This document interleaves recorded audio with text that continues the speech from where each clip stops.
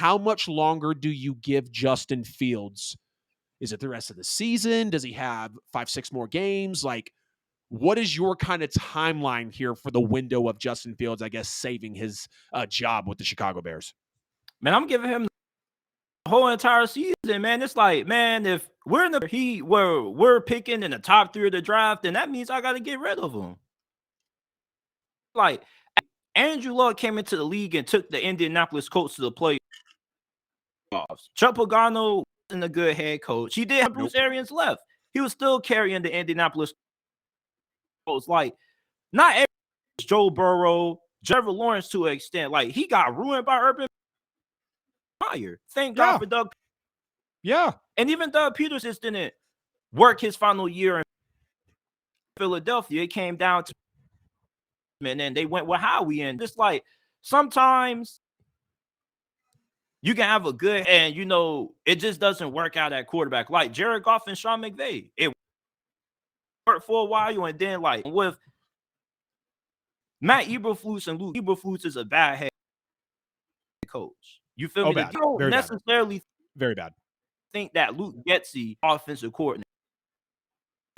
And the reason for the ability to adapt, like he changed the personnel, he changed the scheme, like early, built it around Justin Fields, RPO, designed QB runs, and we saw that. And then they get back to that, but they're still, you feel me? I just feel like you got to go ahead and make the change at QB. At the end of the day, like Justin growth as a passer.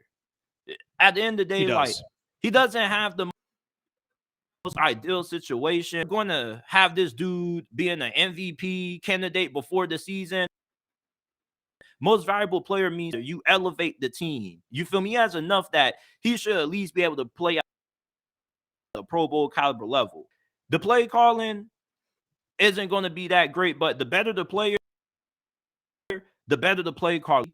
Like, I think that Justin Fields deserves like 50% the blame. I think it's a 50. I do think that he will get better because he did start out slow last year.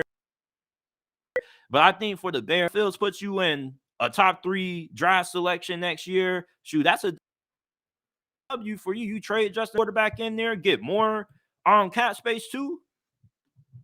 Yeah. Very. What if Justin Fields gets traded to the Minnesota Vikings with Kevin O'Connell? Yeah. Jay Jettis, Jordan Addison, and I love Kevin O'Connell, but with a scheme like that, I would love Justin Fields. Imagine if Sean Payton got his hands on Justin Fields. Imagine, like if he went to like, but you see, like these are like historically great coaches. Every quarterback lands in a situation like that. You kind of don't have to. You kind of have started as to land with a head coach like that, like Mahomes or something like that. You feel me? Right. Justin Fields, you got to give him the whole entire season. Like, because then everybody's going to know you're a tank. You got to give Justin Fields the whole year. I would. Definitely. I'm giving him the whole year as well. Great points that you made there. At least the rest of this season for him. But yeah, go ahead.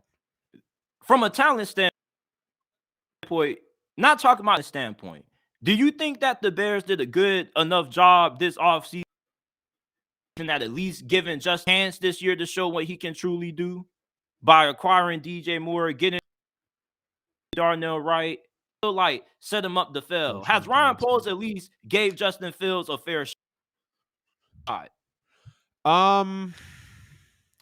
This past offseason was definitely their best. I wasn't really a major fan of like the linebacker moves because clearly they still have the worst defense in the NFL right now statistically. But going and getting DJ Moore, drafting a Darnell Wright, I think was absolutely great. Some great points that you brought up there. I do think this past offseason, was obviously something put together to help Justin Fields go forward. They bring in Roschon Johnson. They even bring in Tyreek Stevenson on the defensive side of the ball, in there as at safety as a rookie. So like they did bring in some pieces for him for sure. But I think for people to be just And of course, like we're on the conversation here because a lot of folks are talking about it, and we've got points to make about Justin Fields because we think it might be too early just for you and I as well. But for people after just really one good offseason or two off seasons with Justin Fields walking into year three, like they're ready to possibly pull the plug, what has had enough time to form? I mean, you can't place a house on just really wobbly 2x4s and not pour a foundation on it and expect it to be able to live in it. That's what I'm talking about with Caleb Williams or possibly Drake May coming over. Like, if I just had a personal situation in my life like this. If you take the person out of the environment, but you don't change the person, they're gonna change, they're gonna take those characteristics with them. Same instance as if you take someone out of an environment, but you don't change the environment, the foundation. Anyone that steps into that is more than likely going to become a byproduct of that. Because we can sit here and say that Andrew Luck would probably still be in the league today if one, he might not have went to the Colts, but most definitely two, if the Colts would have done well enough to actually bring him in an offensive line so he's not getting murdered and crying 2-3 weeks before the year and people are demanding their season tickets back. So where you land matters, of course. Do I think they've done enough to really support him up to this point? Obviously not, with the verdict and the judgment and the defense case I just put out there for Justin Fields. But if we could get another offseason possibly like we had, then maybe there's something to be desired there. But to me, the coaching has to change. Two things have to happen. One of two things. Fire Eberflus by week 8 or 9 because he's clearly not it. Or you make a commitment to Justin Fields for the rest of this year and maybe even next year as well, because something clearly isn't working here. Again, the number 2 prospect out of that class, dicing people up from the pocket, the way he was able to move. And again, he wasn't mainly using his legs. The Bears kind of incorporated that in for him. And hell, you can think, wow, Justin Fields might have just been running for his life. Probably so. He's had horrible offensive line since he's been there, on pace to have another horrible one this year. So it's a lot going on, of course, with Justin Fields. It's a lot going into the situation, but I'm trying to find my last point here that I was just about to get on with it. But I mean, the coaching, like with Eberflus, you have to make a decision there. Like, to me, I think it's got to change now. You got to get an offensive-minded guy in there, like Doug Peterson-esque, Shane Steichen-esque, maybe Sean Payton-esque. And, like, we're talking about, legendary folks kind of in a discussion of what they've done in their tenures, short, long, players they've been with, whatever the case is. So that is a lot asking for that. And maybe even they've already kind of missed their window. Maybe they should have fired Eberflus after last year. Defensive-minded head coach coming over from the Indianapolis Colts. I didn't necessarily agree with the hire.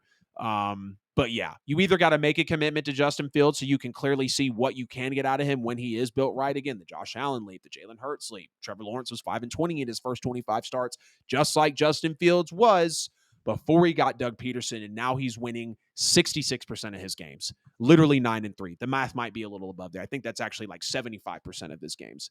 Excuse me. But yeah, I definitely give him the rest of this season, possibly even next. I think there's some more things to definitely work out there.